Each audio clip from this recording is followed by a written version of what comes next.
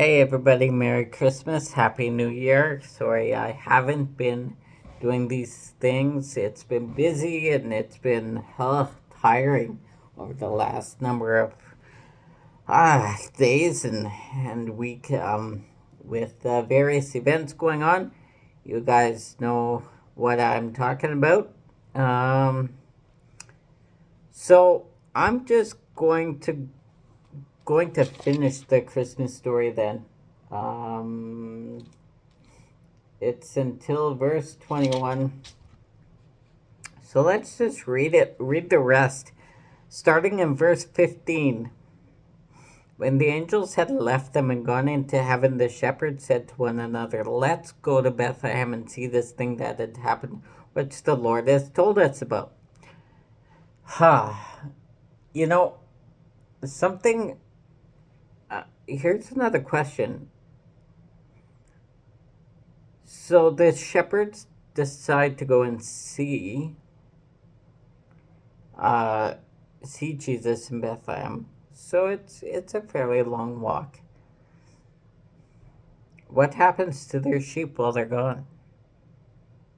You know, um, do they go and ask somebody to to watch their flock while they're gone? Probably not, because who would want to watch sheep, right? I mean, that's a low job, if you will. Who wants to do that, especially at night? So that's a question. So, verse 16, they hurried off and found Mary, Joseph, and the baby who was lying in the manger. That is, you know, so many people find humor in that by saying all three of them are in the manger, but that is not the case here. Um, Obviously, a manger is a feeding trough for cattle and for, yeah, I'm not sure what all animals were in the stable at that time, but I can guess that there were some cattle, because that is mentioned in the song "Away in a Manger," right? And so the cattle are lowing, the baby awakes.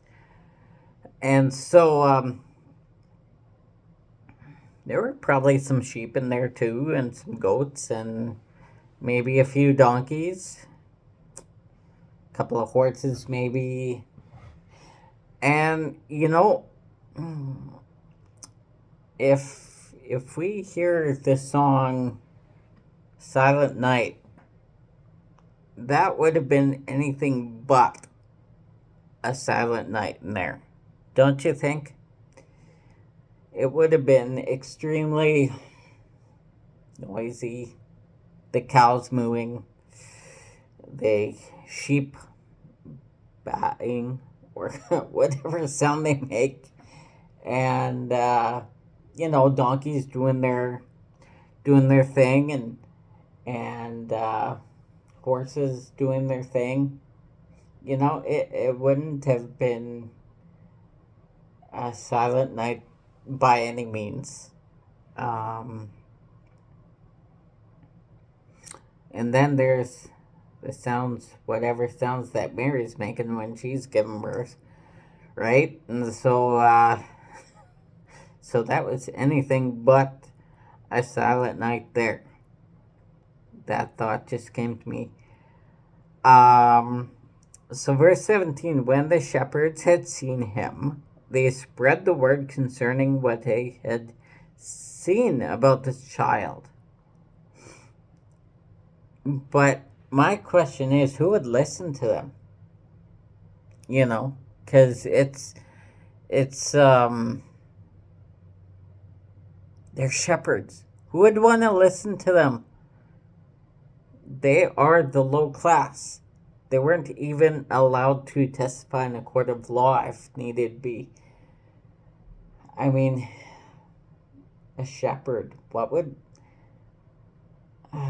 you would kind of compare them to what the slaves were in the U.S.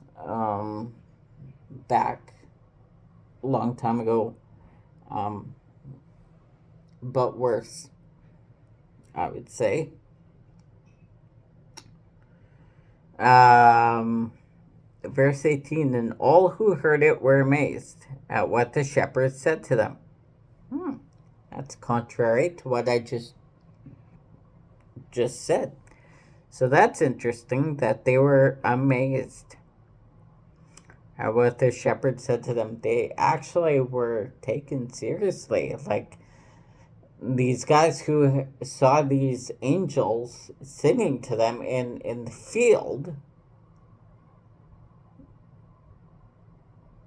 were actually taken seriously.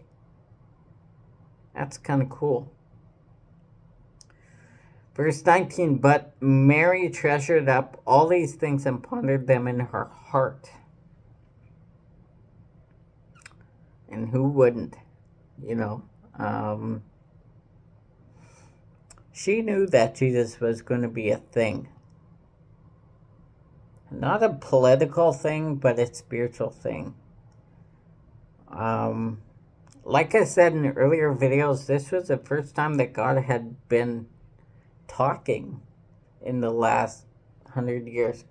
And we got to remember that God has no timing.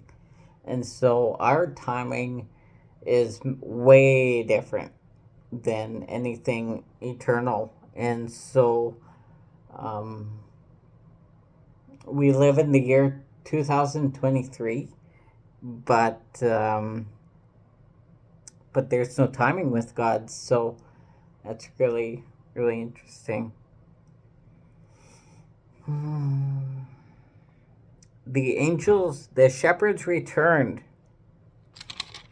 glorifying and praising God for all the things they had heard and seen, which were just as they had been told. Which is true. Like back in the pasture, with their sheep, with the angels and everything was as it had been told to them. So that's pretty cool. Anyhow, that's the gist of my Christmas devotionals, and I will try to do some more. Maybe not every day, but I will definitely keep on doing this because we all need this. Maybe I'll go through the book of Psalms next. Not sure what I'm gonna do, but we will see. I love the book of Psalms because it's like a poetic. I mean, these are David and Solomon's experiences, right? And so, for a 2-minute devotional, that may be a little bit too long to do each psalm, especially 119, which has 140 verses. But maybe I'll just do some more here. Anyhow, I wish you all good 2023 on this foggy evening in southern Manitoba. It's a beautiful, beautiful sight. Just it's amazing. So we will talk to you again soon.